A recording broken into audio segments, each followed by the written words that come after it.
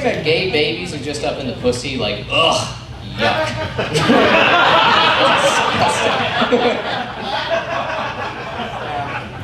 I think that they should change the name of gay conversion therapy to the Scared Straight program.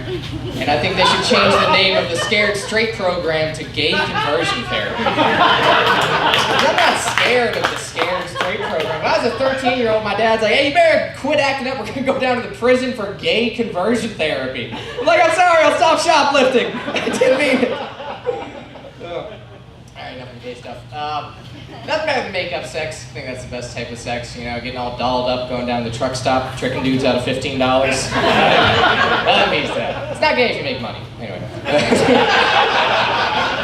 Now, there's not going to be any more long-haul truck drivers because of like all the automation of self-driving cars. By 2030, there's not going to be any truckers anymore. That's just going to have such a whole impact on the economic ecosystem. Because you get rid of all the truckers, who's going to be killing all these prostitutes? If you remove the natural predator from society, we'll be overrun with whores. And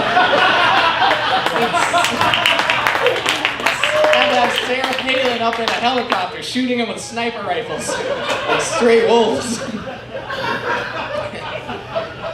I hate staying the night at people's house. That's always a bummer.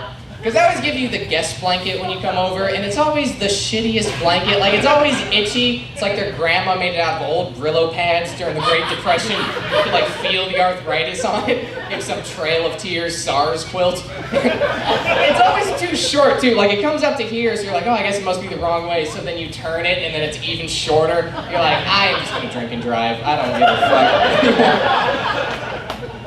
Yeah. By my house, there's a law office, and they have a car that's in a drunk driving accident, just crushed like a tin can. And they have a sign next to it, the last text message that they sent is, I only had 2 drinks, I'm fine to drive.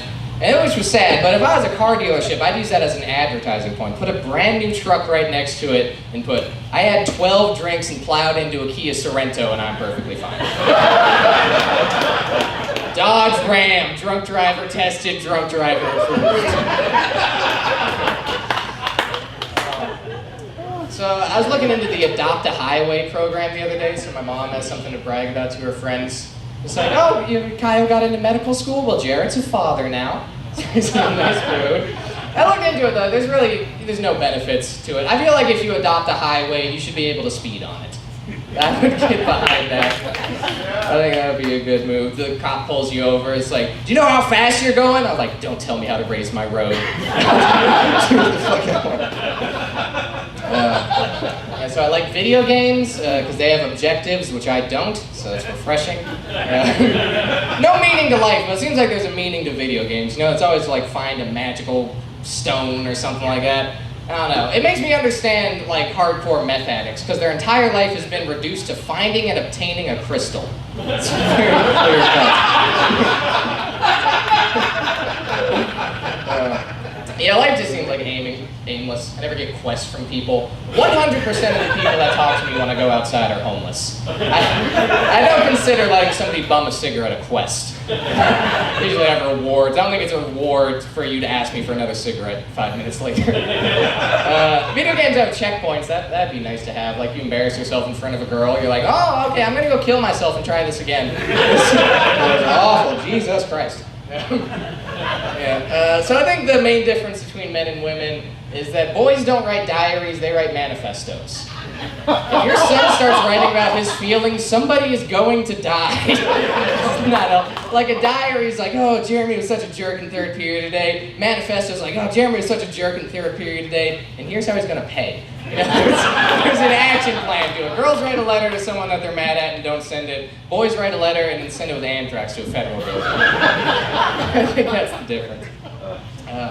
So when I was in high school, I got some goldfish from PetSmart. I put them on my kitchen counter in like this big pretzel jar. It was going good for a couple of weeks, and then my mom came home one day and she was like, oh, that's way too small to have fish in. Let me take them to the where I work. They have a big fish tank. They'll have room to swim around with all the friends. People take care of them. I'm like, all right, I guess that's better. Then years later, I was like, oh, hey, how are my fish doing at work? She's like, what? Like, I flushed those. I wasn't expecting the whole they went to live on a they weren't even sick. She just whacked them like a fucking mafia don. Just sleeping with the other fish. So I'm looking to put her in a home now. I know she's in her 50s, but she'll have all this room to run around with her friends. People take care of her. So my plan is we're gonna go. It's like, oh, this is nice lakefront property, and I'm gonna push her in a whirlpool. It's like God's toilet. All right. All right. That's Jarrett Moore. Thank you guys very much. Give her a hand, folks.